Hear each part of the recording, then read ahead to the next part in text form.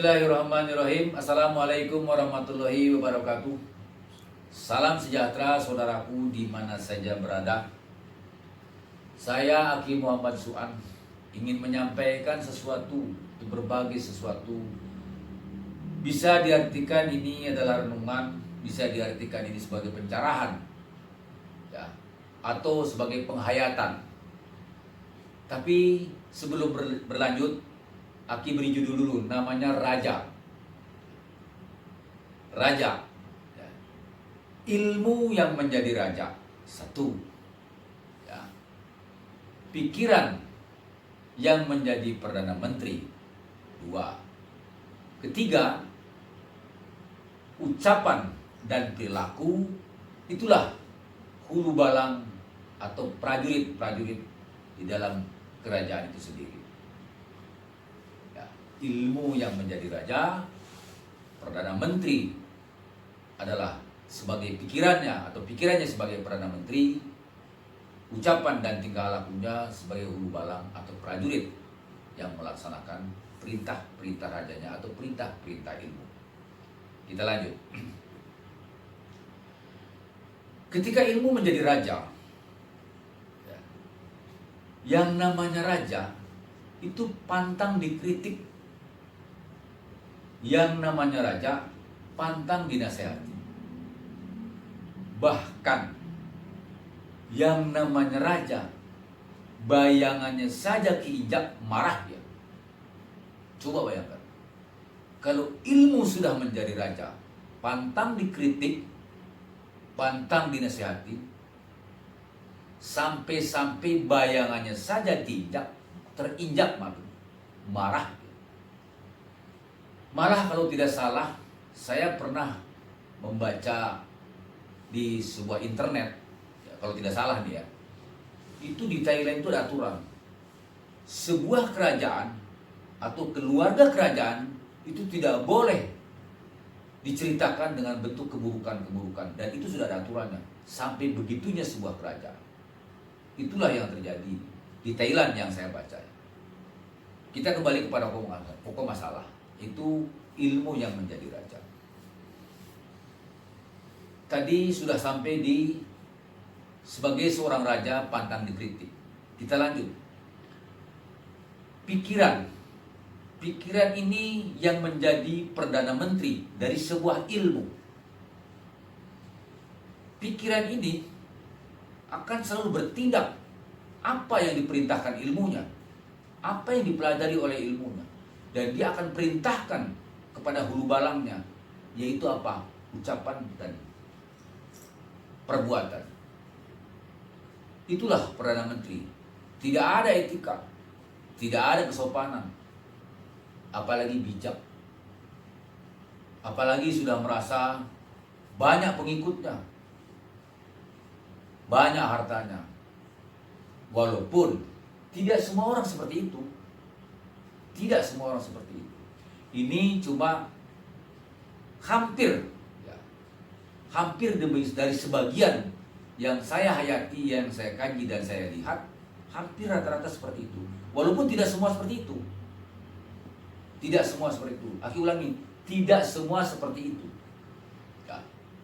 Itulah pikiran yang mementingkan kepentingan rajanya.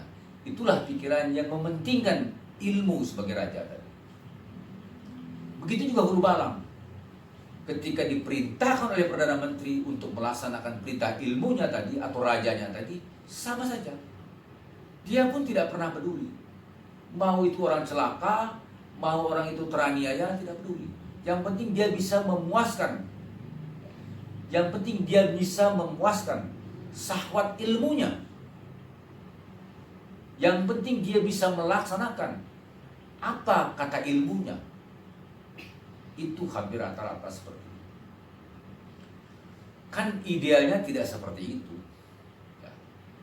Idealnya ilmu atau pengetahuan itu harusnya jadi lampu penerang untuk menerangi orang banyak, juga dirinya. Seharusnya ilmu atau pengetahuan itu jadi lampu penerang untuk menerangi orang banyak, juga dirinya. Seharusnya kan seperti itu. Tapi kenyataannya bukan seperti itu. Apalagi kalau diri ini sudah merasa lebih banyak belajar, banyak membaca, banyak mendengar. Padahal sih sebenarnya mungkin baru 1-2 ayat dia baca, atau beberapa ayat lah dari sebuah kitab suci. Seolah-olah dirinya merasa paling benar, seolah-olah dirinya paling suci, menganggap orang itu rendah semua, merasa lebih berpengalaman, padahal baru katanya dengar dari orang, dia sudah ceritakan kemana-mana. Begitulah yang sering terjadi. Ya, saya ulangi lagi, ilmu atau pengetahuan itu kan idealnya harus menjadi lampu penerang untuk orang banyak, juga dirinya, supaya kita ini jadi lebih bijak. Bukan seolah-olah kita ini lebih benar, lebih merendahkan orang lain. Apalagi kalau yang merasa pengikutnya banyak, dengan mudahnya dia menghakimi orang, ya, dengan mudahnya dia menghukum orang karena pengikutnya merasa banyak sih. Coba bayangkan. Dan ini sering kita lihat, ya, entah itu skupnya kecil maupun besar. Maksud saya gini, entah itu pengikutnya sedikit atau banyak, tapi rata-rata seperti itu. Mudah sekali menghakimi orang, tinggal perintah saja dia. Apalagi yang merasa hartanya banyak, sudahlah, merasa punya ilmu, merasa punya pengikut, merasa punya harta. Itu lebih gampang sekali menistakan orang itu, lebih mudah sekali merendahkan orang lain itu. Hampir seperti itu. Padahal kan ilmu itu idealnya harus menjadi orang tua, ya. Ketika memutuskan suatu perkara harus bijak. Yang namanya orang tua, kita ini atau orang namanya ilmu jadi orang tua harus ngayomi baik yang bodoh, entah yang pintar, yang miskin maupun yang kaya, diayomi, ya, diayomi. Itu idealnya. Makanya idealnya ilmu itu jadi orang tua. Ketika memutuskan sebuah perkara, dia bijak, berdiri di tengah-tengah, tidak membela si kaya, tidak membela si miskin, tidak membela yang bodoh, tidak membela yang pintar.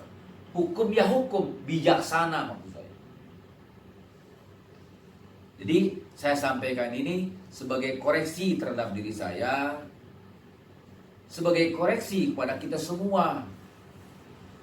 Apakah kita ini termasuk golongan orang-orang yang semena-mena, maksud saya, mentang-mentang punya ilmu, mentang-mentang punya pengikut, mentang-mentang banyak hartanya. Kita ini golongan yang mana? Semua terpulang kepada diri Anda masing-masing, termasuk saya yang menyampaikan ini, ya, termasuk saya yang menyampaikan. Jadi ilmu itu jadi orang tua, bijaksana, tidak berat ke kiri, tidak berat ke kanan, walaupun ya harus tegas gitu kan. Salah ya salah, benar ya benar. Itulah hukum. Itu sebagai orang tua seperti itu. Jadi itulah yang saya bisa sampaikan dalam cerita ini, dan saya tuangkan dalam bentuk cerita ini, ya, bisa dijadikan atau diartikan sebuah penghayatan, teguran atau apa sajalah, ya, apa saja. Mudah-mudahan bermanfaat untuk kita semua. Kalau toh ada kekeliruan dalam bentuk penyampaian ini, ayo kita sama-sama sharing, sama-sama koreksi. Saya tidak keberatan kok untuk dikoreksi, dikasih masukan-masukan. Barangkali ada yang salah dalam penyampaian ini, tidak ada masalah buat saya. Jadi untuk itu saya berbagi aja sebenarnya. Jadi itulah yang saya bisa sampaikan, lebih kurangnya mohon maaf. Assalamualaikum warahmatullahi wabarakatuh. Salam sejahtera untuk saudara di mana saja berada. Amin. Terima kasih.